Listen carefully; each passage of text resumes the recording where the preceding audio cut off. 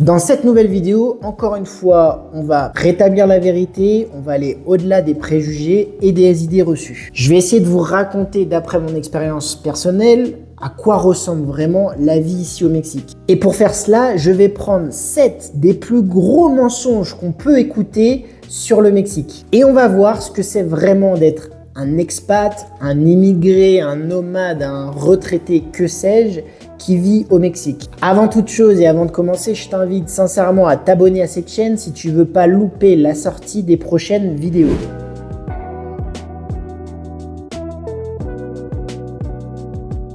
Alors ça, c'est probablement l'un des plus gros mensonges et celui auquel j'ai vraiment cru avant de connaître ce pays. Combien de fois j'ai reçu des commentaires de proches me disant que faire attention au Mexique, c'est dangereux, etc.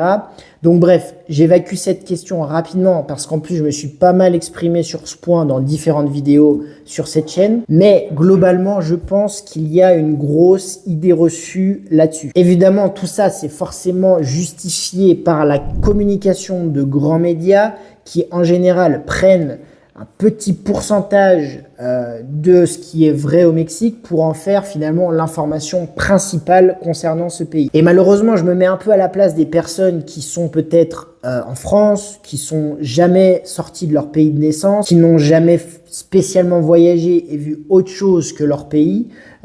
Globalement, ils doivent se faire des idées complètement fausses de beaucoup de pays sur cette planète. La vérité, pour résumer vraiment sur le danger au Mexique, j'ai envie de résumer ça un petit peu quand vous partez tout seul en voyage. Voilà, je compare ça au fait de voyager seul parce que dans tous les cas, vous devrez toujours faire appel au bon sens et avoir un minimum de prudence avant de vous embarquer dans une aventure ici au Mexique ou de choisir tel ou tel lieu. Évidemment, il y a quelques prérequis à avoir, il faut se renseigner, mais globalement, j'ai jamais eu le sentiment d'être véritablement en danger, ou du moins plus en danger au Mexique que dans d'autres pays. Je crois sincèrement que si vous avez appliqué des conseils de base, de prudence, de bon sens, etc., il va rien vous arriver. Vous avez mon sentiment sur ce premier point, passons directement au deuxième.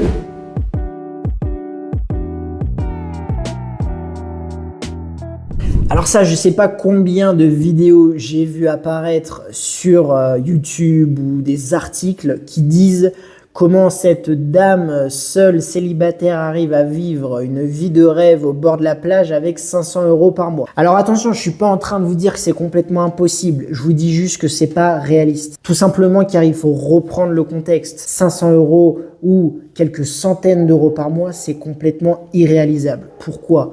Tout simplement parce que, par définition, votre style de vie en arrivant au Mexique va être globalement adapté à votre style de vie que vous aviez avant. Et tout ça va engendrer des coûts qui sont beaucoup plus importants. Déjà, pourquoi ?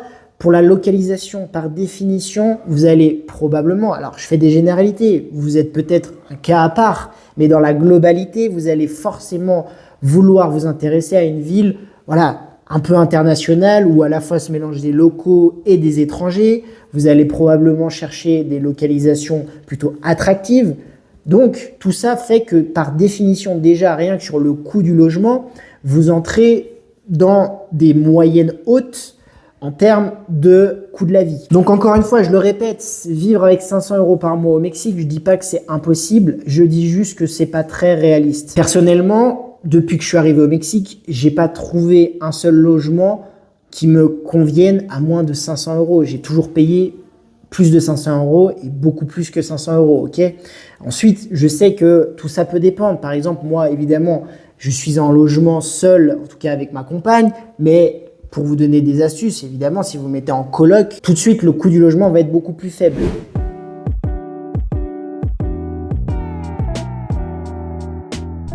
Alors ça aussi, c'est plutôt un mensonge en fait, et c'est plutôt un mensonge qui est lié à l'expatriation en elle-même, pas tellement lié au Mexique, même si je reviens par la suite sur quelques points quand même. Tout d'abord, il faut changer son logiciel, changer son mindset. Il faut un petit peu oublier d'où l'on vient et il faut vraiment se concentrer sur où on va. Donc on oublie les comparaisons, on oublie de toujours vouloir ramener les choses qui se font au Mexique par rapport au pays où on était avant.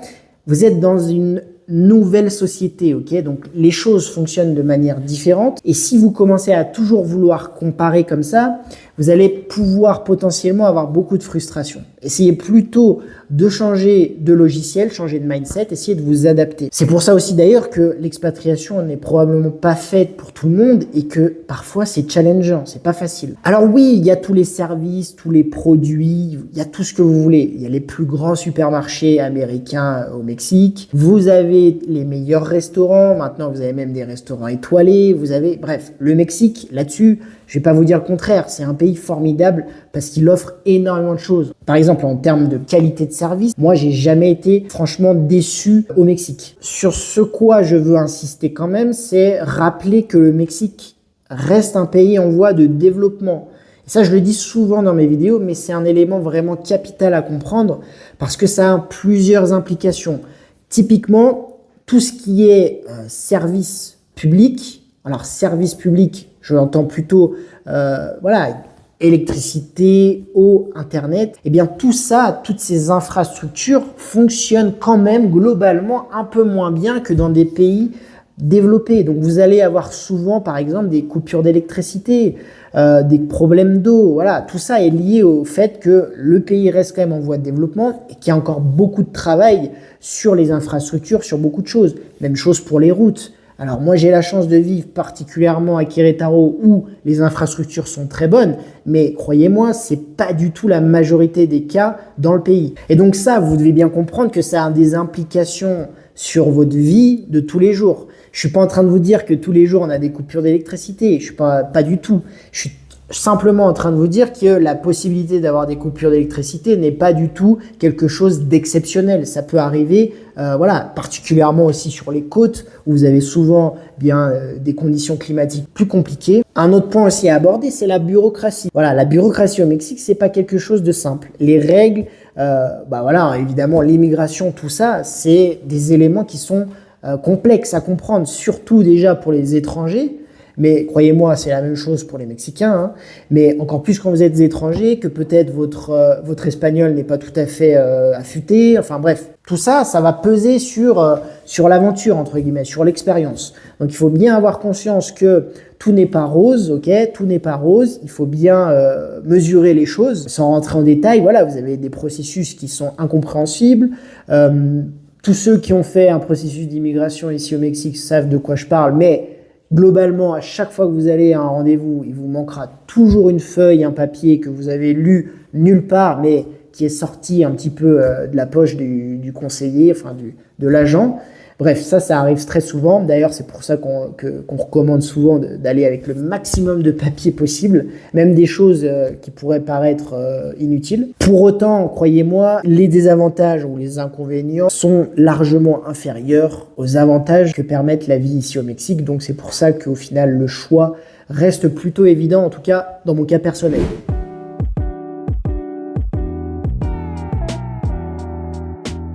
Alors ça, c'est aussi un gros mensonge que certaines personnes pensent, c'est de croire que partout au Mexique, il fait très très chaud et il fait tout le temps beau. Pour commencer un petit peu sur la géographie du Mexique, vous avez une grosse partie du territoire mexicain qui est en altitude. Où je me trouve à Querétaro, on doit être un peu moins de 2000 mètres d'altitude. La capitale Ciudad de México se trouve à plus de 2000 mètres d'altitude.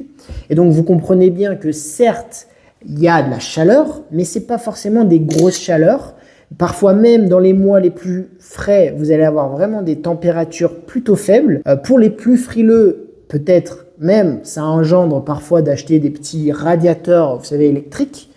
Mais bref, pour tout ça, pour vous dire que le territoire est grand, que les climats sont très différents. Vous avez plus d'une dizaine de climats différents sur ce pays, donc c'est plutôt incroyable d'un point de vue géographique. Saison des pluies, vous avez des vraies saisons des pluies au Mexique qui engendrent le fait que tous les jours, vous allez avoir de la pluie, en général en fin de journée. Donc ça dépend de chaque localisation, chaque région, on va dire.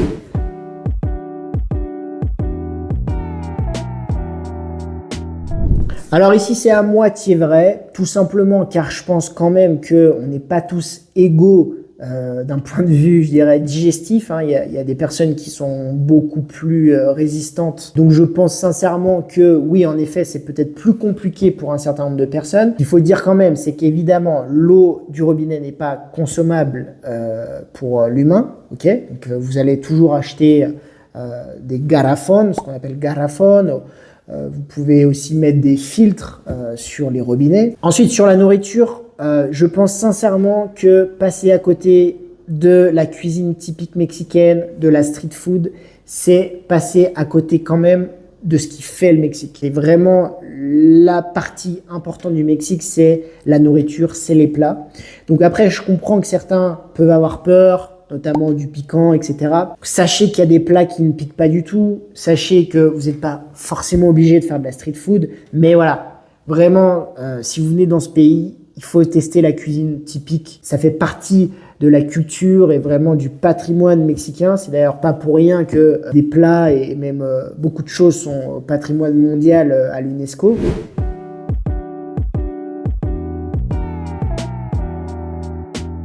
Alors ça, c'est un mensonge qui commence de moins en moins à être accepté, on va dire, ou en tout cas, c'est un mensonge qui fonctionne de moins en moins, c'est de croire que 180 jours vous sont autorisés de droit automatiquement quand vous venez au Mexique. La loi, ok, donc c'est la loi, autorise l'agent à vous octroyer 180 jours permission de pouvoir être sur le territoire. Mais c'est pas du tout une obligation. L'agent de l'immigration, c'est à sa totale discrétion. C'est lui qui a le pouvoir. Ce qui est vrai en revanche, c'est qu'il y a des aéroports qui manifestement accordent plus facilement ces 180 jours. Des gros aéroports très touristiques vont avoir tendance à pas trop chercher à comprendre et mettre de droit 180 jours. C'est pas du tout garanti et encore moins quand c'est quelque chose de répété. Ce qu'on appelle un peu le touriste perpétuel, c'est cette personne qui en fait vit au Mexique mais qui n'a jamais réellement fait les démarches administratives pour sortir un visa ou pour être résident et donc sa stratégie c'est de faire ces 180 jours, de ressortir, de revenir, etc. La vérité c'est que c'est pas une garantie les 180 jours donc faites toujours attention là-dessus et soyez prudents.